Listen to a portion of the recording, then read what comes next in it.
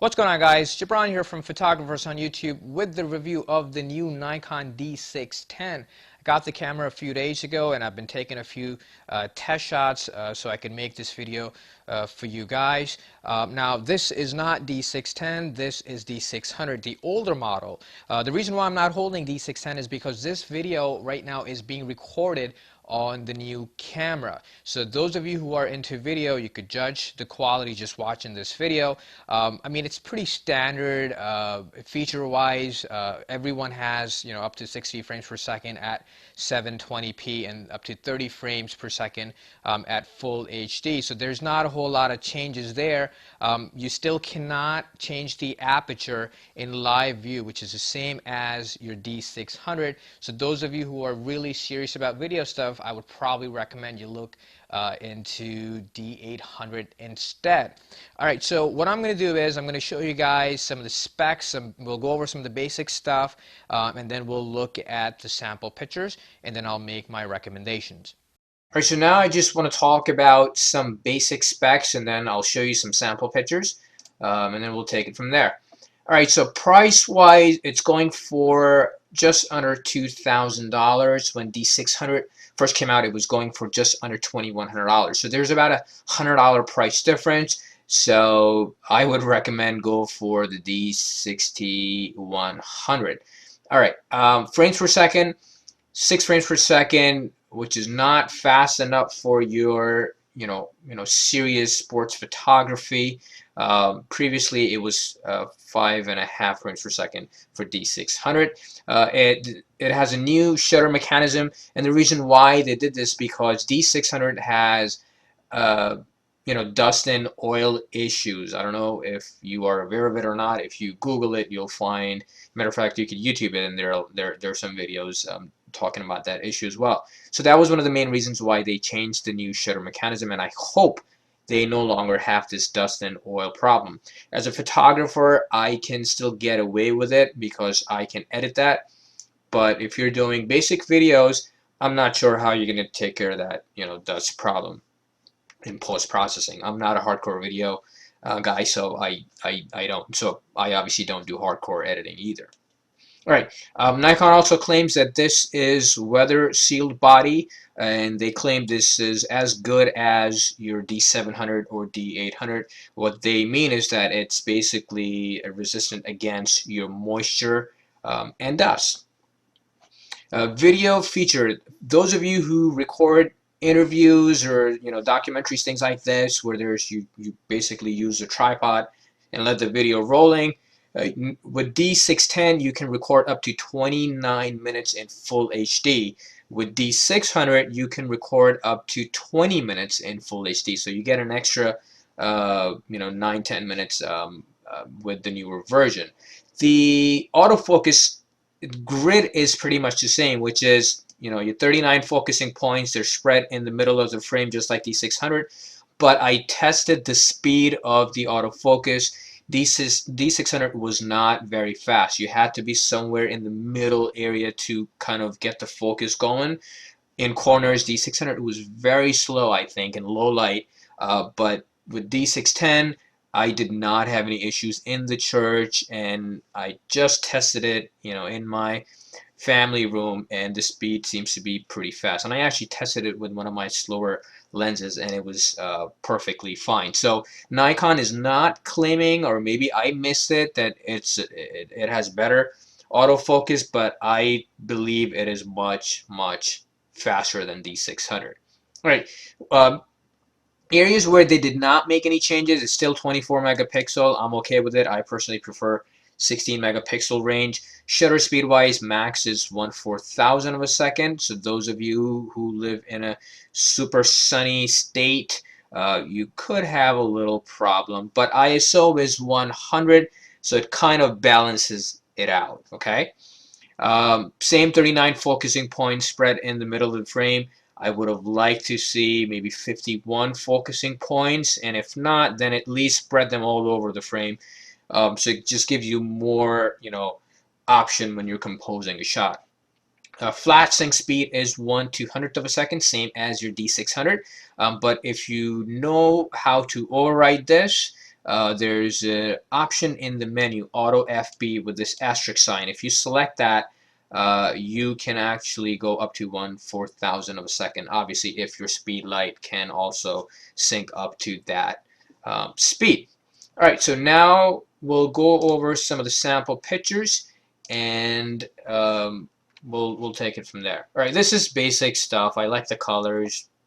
I basically just went around in the neighborhood and found this nice cemetery and church, and I asked the pastor if I can take some photographs, and he said absolutely. All right, so color wise, you know, I used to look at colors before. Now I don't think it really matters that much. Let me show you the before and after. The reason why is because no matter how, you know, nice the colors your camera, your lens is giving you, we're still gonna edit the pictures anyway. So if you don't, if the colors are not really popping, you know, you can always edit your pictures. Now, when I took these pictures, it was actually raining, so you may see, you know, some misty stuff going on in here. The camera itself is it's perfectly fine. Okay. All right. So first, these are completely unedited pictures. Now, some of you guys wondering why did I take the shot from this angle? Hat is in here, and it's just not that pretty. The reason why is because people were actually coming constantly, and I did not want to stand right in front of the door. I don't want to be rude, basically. You know, they let me take the pictures here, so you obviously have to be courteous to other people as well. All right, so this is taken at ISO 400. I did set up the tripod here just to make sure there's no camera shake on my part, because at 400, you know, even at wide open aperture 2.8, I would still get really slow shutter speed. All right, so it's pretty clean at ISO 400, which is obviously expected. All right, this is your ISO 800, very clean without zooming. If you zoom in at 100% crop ratio, we are looking at a pretty clean shot here. Okay, ISO 800. Let's go over ISO 1600. Still pretty clean. I don't see a lot of noise. You know, darkest area is where I basically check for. Obviously, when you take a picture, you know, your entire frame is not going to be in a dark area. You're going to have some brighter spots. So overall, it's very clean. Let's just look at how much data you can recover in your, you know, shadows and your highlights. This is your darker area, so I'm just going to try to make this brighter in post-processing. You know, so the camera does capture, you know, pretty decent amount of detail. Now, as I increase the exposure on the darker area, you're going to notice that it's going to give you a little bit of noise. Let me show you before and after, and you can see the difference. This is unedited. This is kind of edited because I just increased the shadows. Okay. All right. Now take a look at the highlights. Now, recovering highlights in this area is going to be impossible because there's just too much light. And look at the shutter speed. Obviously, it's going to get overexposed. They're two very different exposure here and there. So for you to capture everything spot on, you have to do HDR, you know, which is your high dynamic range. All right. So I want to look at some details here.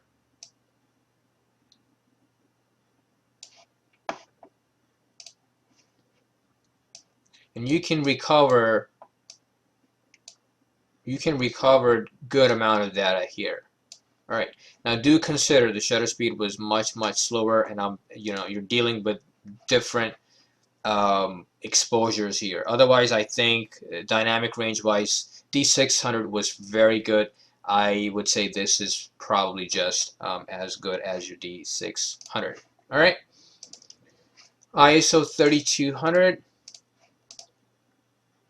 Not a whole lot of noise here in your darker areas, and the brighter spots also look very clean. So up to ISO 3200, I say you can shoot without any problem. I mean, this is clean, especially if you zoom out. I don't see any problem with this. All right. Next one is ISO 4000 for those who use 1/3 stops. I am one of those people. Now I am seeing a little bit of noise creeping in here. It's nothing too significant in my opinion. It's still very much usable. Now you can also go and reduce the noise here. In Lightroom you can go and this reduces the noise. However, it will make your picture so much softer. So I don't like to reduce noise in post-processing. I rather have my picture like this and just get a sharper shot instead. Alright, so I still think up to ISO 4000 it's pretty clean. Let's see what we get at ISO 5000. Alright, ISO 5000, now you're seeing some noise here. In darker areas, if I try to recover, like if I try to increase the shadows, now you see the noise creeping in right there. Okay, now that's a lot of noise. Without any recovery, you can still get away with it, but if you have to recover, because if the picture came out a little underexposed, yeah, you could get a lot of noise at ISO 5000. Now, if you don't zoom in, it looks usable to me. You know, let me just reduce the shadows here. Yeah, it looks at ISO 5000. If you're not zooming in, it looks pretty usable. With with your 1:1 crop ratio, obviously you're going to see a lot of noise in it, but it's still very much doable in my opinion. Okay, let me just reset it. Alright, next one is your ISO 6400, and now you see a lot of noise here. Without even recovering the shadows, there's a lot of noise here. And you can see that the picture is getting really, really soft. Every time you increase your ISO and you're basically using really high ISO, your picture is going to get soft as well. You're going to lose sharpness basically. So I wouldn't recommend using this at 6400 ISO. You could see it's a lot of noise right here, especially if I try to recover the shadows. The picture just completely fell apart. Okay, so just because the camera offers up to 6400 doesn't mean you have to go. It's just a numeric value to it. Every camera is going to give you different noise quality at at 6400 ISO or 5000 ISO, right? So what your max limit is. 6400 is definitely not. 5000 is kind of pushing it. I got a couple of shots here. Let me show you. Just handheld shots without any tripod. 70mm 3.5 at 1/100th of a second. I do want to mention one thing real quick. Half of the lights were not on in the church. So if you are shooting a wedding in this church, you will have much, much more light.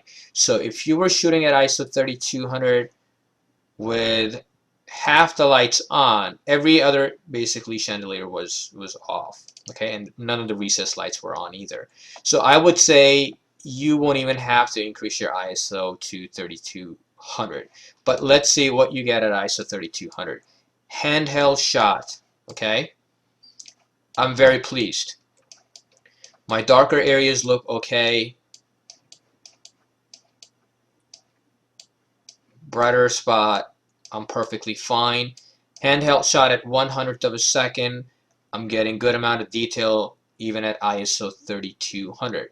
So, I'm going to have to give this camera 2 thumbs up for the ISO performance, considering this is just an entry-level full-frame sensor camera. Okay. Now, obviously, if more lights were on, then the quality would be even better. Another shot at ISO 3200, this is not quite part of the review. I just took this because I just love the way the light was hitting the ceiling. But let's just zoom in and see.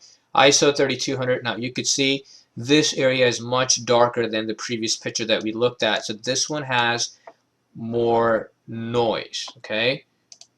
Before and after. Here's a before, here's an after. So there is a little bit more noise, but it's very much acceptable. So I think you can shoot up to ISO 3200 without any problem. All right. Here's another shot taken at ISO 3200, 1/80th of a second. Focus was right in the middle, and I'm very happy. You know, you have lots of details in here. Yes, there is noise because of the ISO 3200, but decent amount of details. And the noise here is very much acceptable. All right, here's another shot. This is taken at ISO 2000. Hold on. All right, so ISO 2000, I'm not seeing a whole lot of noise. This is pretty clean. Okay, I'm liking the colors as well. Let me show you the before and after, so you could. I don't like to over edit, so there's not a whole lot of editing in this picture, but you know, ISO 2000, 1/160th of a second. I'm very pleased with this shot. All right, next shot is taken at ISO 4000 at f2.8 at 1/60th of a second. Okay, so 4000, acceptable noise.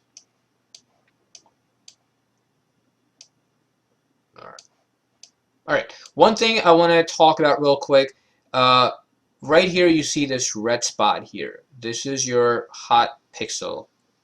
Now, when this is the first time I'm actually seeing it in my picture, so I kind of freaked out. It was my first experience with this, and so I posted on my Facebook page, and the friend Richard basically said that in RAW, these are taken in JPEGs because there's no patch available right now in Lightroom, so I can't import RAW files of D610 right now.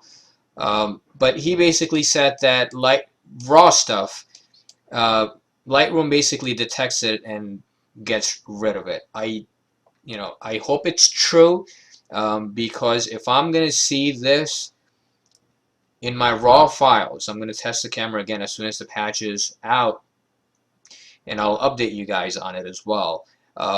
Because if that happens, obviously this camera is going back, and I hope if that is an issue, it's not on a much bigger scale. I know the 7000 had hot pixel issue, but it was not, on such a big level like D600 had, oil and dust issue. So I just want to give you guys heads up. If you do order the camera, please test it thoroughly to make sure there's no hot pixel or dead pixel issue. Anyway, if you want to look at the highlights, let me show you the before and after.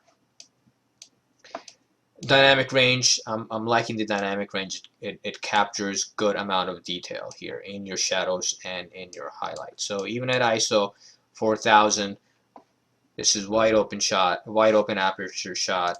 I'm very pleased. All right. Next shot, ISO 4000.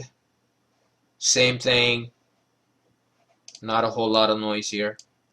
It's very much acceptable.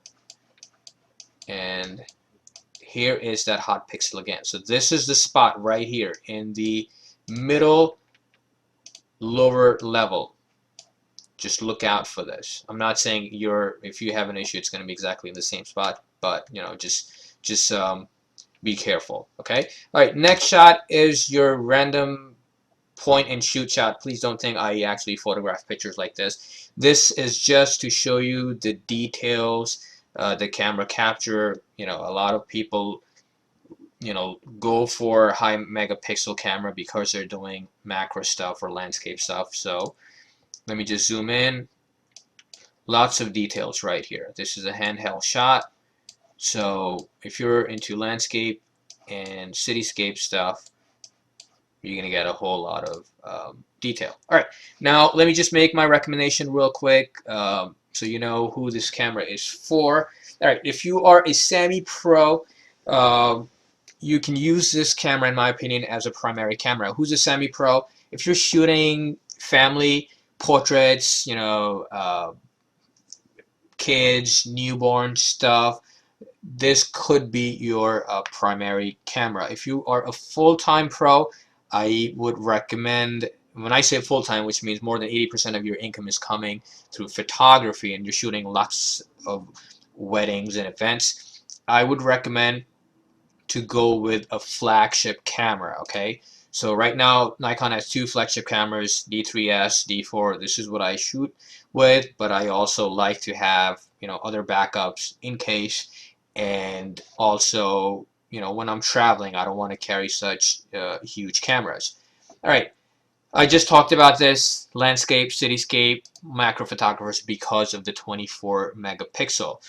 If you are a second shooter, meaning you are shooting for someone who is a lead wedding photographer and you're shooting with D7000, maybe D7100, you want to step into, you know, the full frame world, this camera would be great for you as well. All right, if you're a serious photographer, if I don't judge people based on their equipment.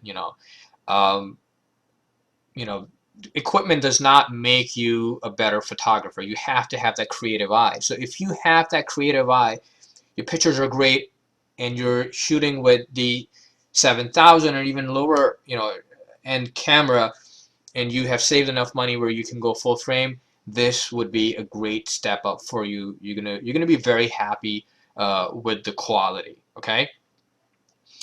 People who travel. I like to travel, and I don't like to carry, bulky, big cameras. So for me, this is it's very helpful, especially if you go into low light situation. Like if you are in a church, if someone's visiting New York City, and you go to St. Patrick Cathedral, light's going to be a problem. So this camera, basically full frame camera, is going to give you that great noise quality, so you can still get, good pictures when you're traveling, instead of using, some point and shoot camera, or if you don't want to carry your big bulky DSLR. All right, a pro who likes to carry multiple cameras. I'm not one of those people. I don't like to change lenses all the time. I like to have multiple camera bodies, especially to save time. If I sometimes you get 45 minutes to do a portrait session, shoot a bridal party. So now what I would do is I would have multiple cameras on me with different lenses, and that allows me to change my composition completely. Even if it's the same pose, I can zoom out and get lots of arches or trees or anything like that, or use my 7200 millimeter lens and do really tight close-up shots. So this basically makes it much easier for people who would carry multiple bodies. All right, semi-pro who wants to start shooting events, you want to shoot christenings, sweet 16 birthday parties. This would be a great step up from your, D7000, or even if you're shooting with D5200, and now you're getting, a lot of requests. Can you shoot this? Can you shoot that? Obviously, you want to make sure that you have the right equipment to shoot that event. So D610, I think, would give you great, picture quality, colors, and great ISO quality as well. All right, so that's pretty much it. If I did not cover anything, please feel free to share your opinion. And pretty soon I'll probably do a D600 versus D610 video and just compare, ISO quality of both cameras, and see which one is actually better. Hope all is well. If you like this video, please give it a thumbs up and share it with your friends, and hopefully I'll talk to you guys later.